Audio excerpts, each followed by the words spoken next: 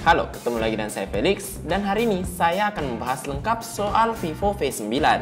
Teman-teman pasti udah kenalan dengan si V9 ini. Bayangin, di TV aja dia muncul di mana-mana.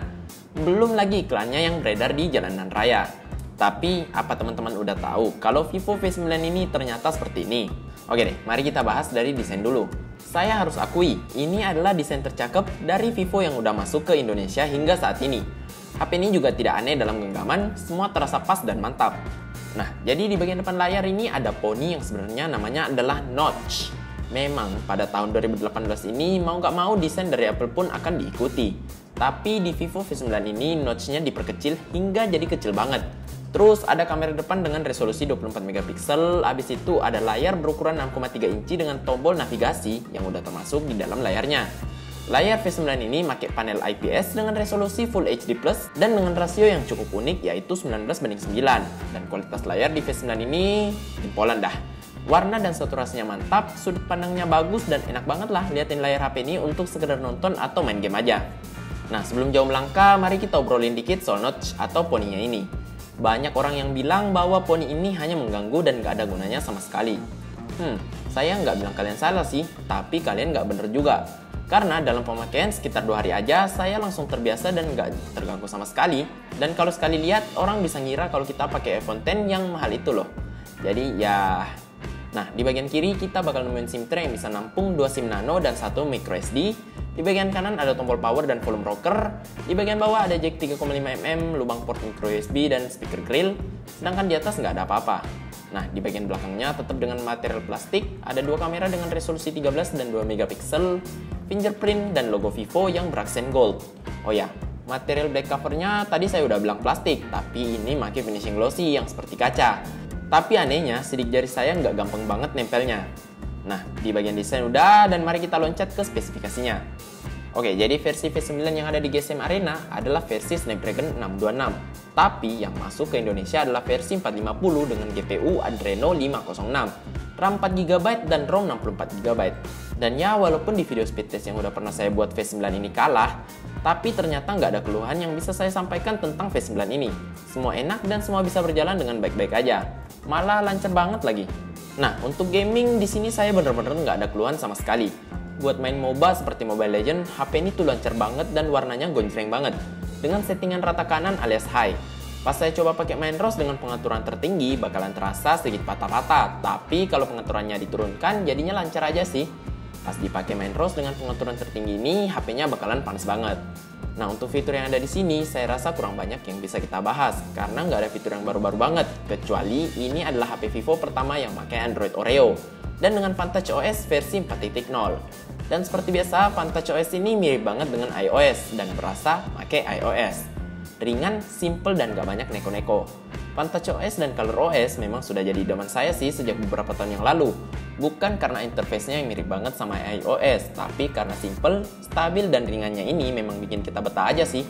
Nah, sekarang soal kamera yang ditunggu-tunggu nih. Oke deh, untuk kamera depan yang dijago-jagokan dengan 24 megapiksel, memang gak banyak perubahan signifikan dari adiknya V7 dan V7 Plus. Dan kamera di V9 ini tetap bagus, bisa jadi lebih bagus sih. Dengan detail, shutter speed, dan hasil yang benar-benar jempolan. Coba deh teman-teman cek beberapa selfie yang saya ambil. Efek bokehnya pun cukup rapi, padahal kamera depannya hanya satu nih.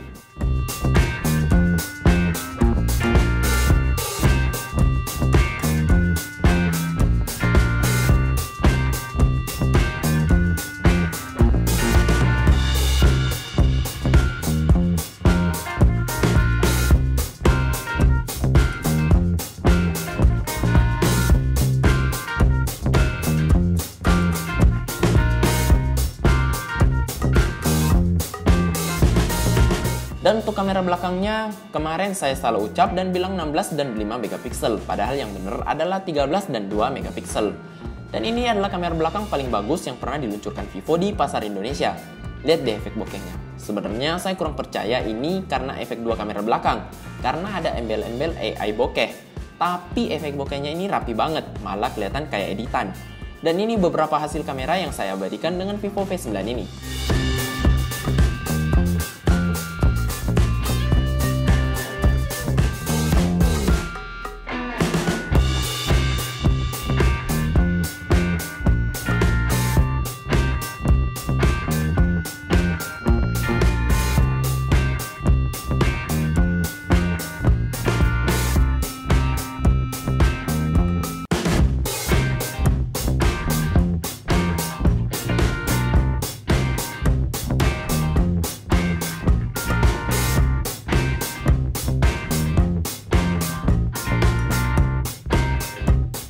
Untuk bagian sensor sih nggak usah lama-lama karena sensor di V9 ini cukup lengkap minus IR blaster aja. Dan untuk sensor fingerprint dan face unlock ini wush-wush banget. Seperti biasa, face unlocknya juga bisa digunakan di kondisi gelap tanpa ada kesulitan sama sekali.